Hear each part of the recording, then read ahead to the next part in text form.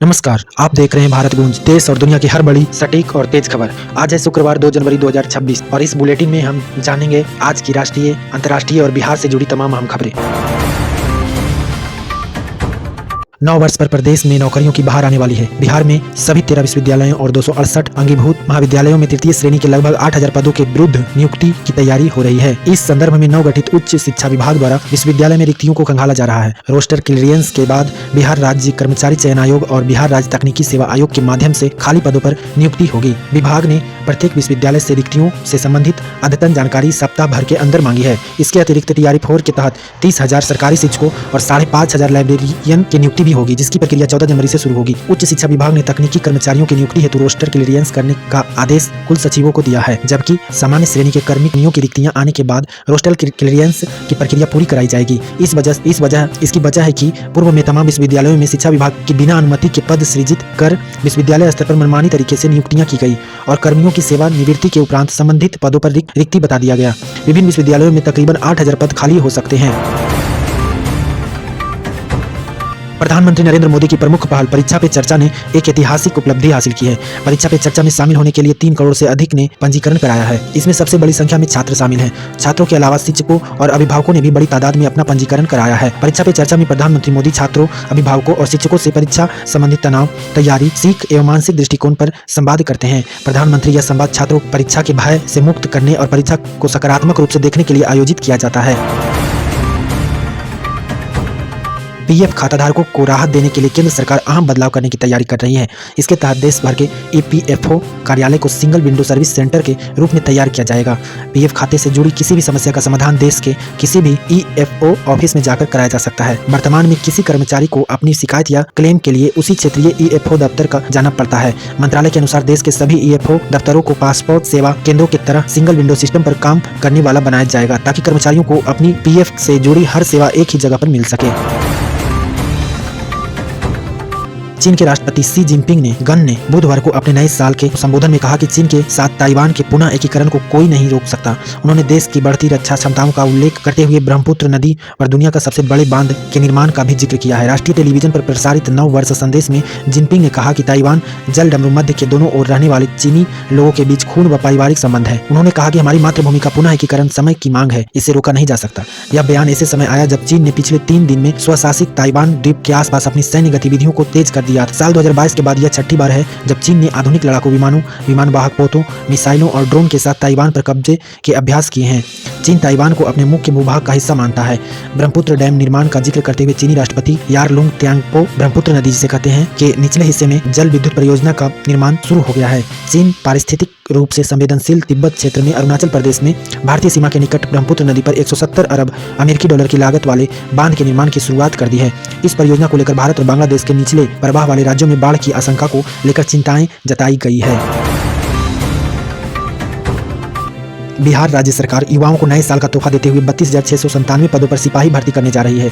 Police भर्ती व प्रोन्नति बोर्ड ने आरक्षी नागरिक पुलिस, आरक्षी पीएससी सशस्त्र पुलिस पुरुष, पीएससी महिला बटालियन के लिए आरक्षी घुड़सवार पुरुष, आरक्षी विशेष सुरक्षा बल व बंदी रक्षक भर्ती के लिए बुधवार को सूचना जारी की। आवेदन की प्रक्रिया शुरू हो गई है। इसकी अंतिम तिथि 30 जनवरी है। आवेदन ऑनलाइन लिए जाएंगे। आवेदन शुल्क जमा करने की अंतिम तिथि 30 जनवरी है और शुल्क समायोजन की अंतिम तिथि 2 फरवरी है। आवेदन के लिए अभ्यर्थियों को अपना वन टाइम रजिस्ट्रेशन OTR कराना अनिवार्य होगा। आवेदन प्रक्रिया पूरी होने के बाद 2 से 3 माह में लिखित परीक्षा कराए जाने की संभावना है। मुख्यमंत्री योगी आदित्यनाथ के निर्देश पर यह भर्तियां शुरू हो गई है।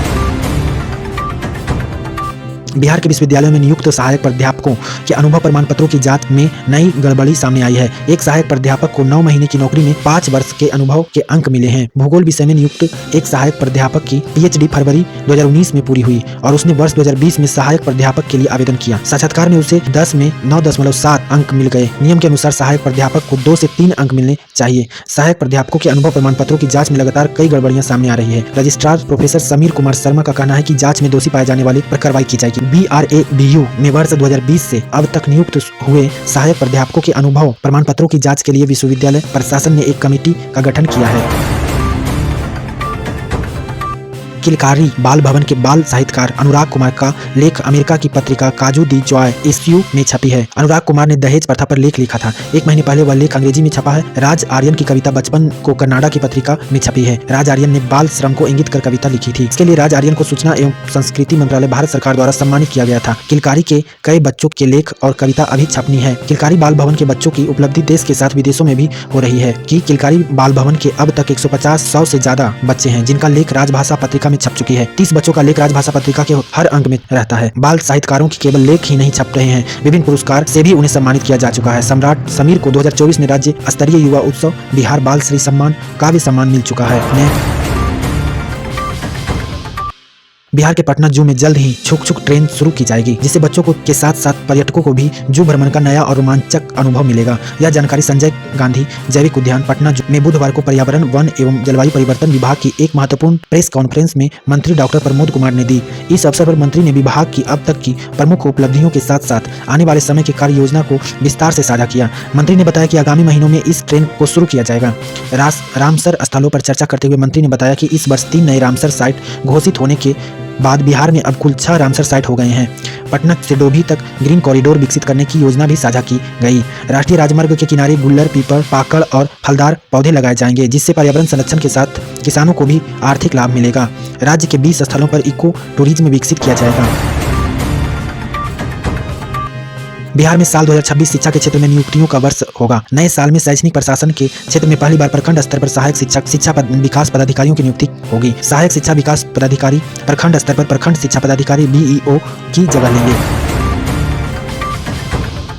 बिहार के पटना मेट्रो में नौकरी दिलाने के नाम पर चल रहे बड़े फर्जीवाड़े का पुलिस ने खुलासा किया है।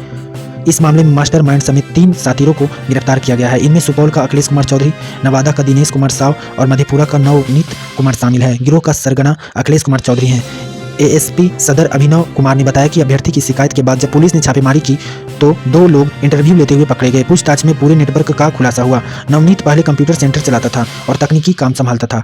अखिलेश चौधरी को जेल भेज दिया गया और जल्द रिमांड पर लेकर उससे पूछताछ की जाएगी। पुलिस के अनुसार फिलहाल करीब 8 लाख रुपये की ठगी की पुष्टि हुई है, लेकिन जांच में यह आंकड़ा करोड़ों तक पहुंच सकता है। जक्कनपुर थाने में 28 और रामकृष्ण नगर थाने में 18 दिसंबर को पीड़ितों ने केस दर्ज कराया था।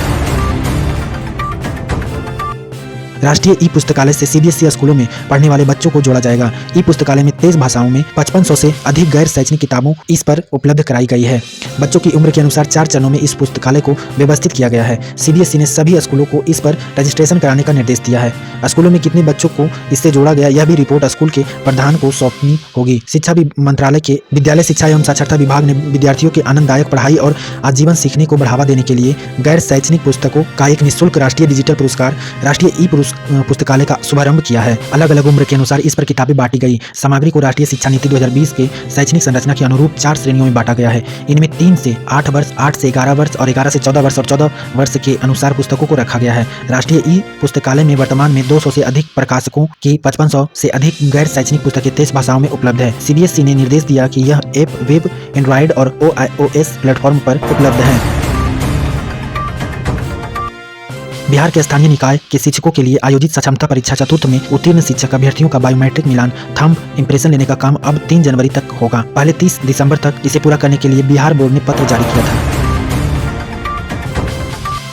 सूबे के सभी निजी स्कूली बसें और चालकों का सत्यापन होगा। बिहार में सूबे के सभी निजी स्कूली बसें और चालकों का सत्यापन होगा। इस बाबत निर्देश जारी किया गया है। बस के साथ ही चालक के फिटनेस की जांच भी होगी। बस कितनी पुरानी है, प्रदूषण सर्टिफिकेट है कि नहीं, चालक को किसी तरह की शारीरिक दिक्कत तो नहीं, इन तमाम बिंदुओं पर जांच की जानी है। इसके लिए परिवहन विभाग ने सभी जिला परिवहन कार्यालय को त्वरित कार्रवाई करने का आदेश दिया है। 15 जनवरी तक सभी जिला परिवहन कार्यालय स्कूली बस और चालकों का सत्यापन का काम कर देना है। पटना जिला परिवहन कार्यालय के DTO उपेंद्र कुमार पाल ने बताया कि जिले के सभी निजी स्कूलों को इसकी सूचना 1-2 दिनों में भेजी जाएगी।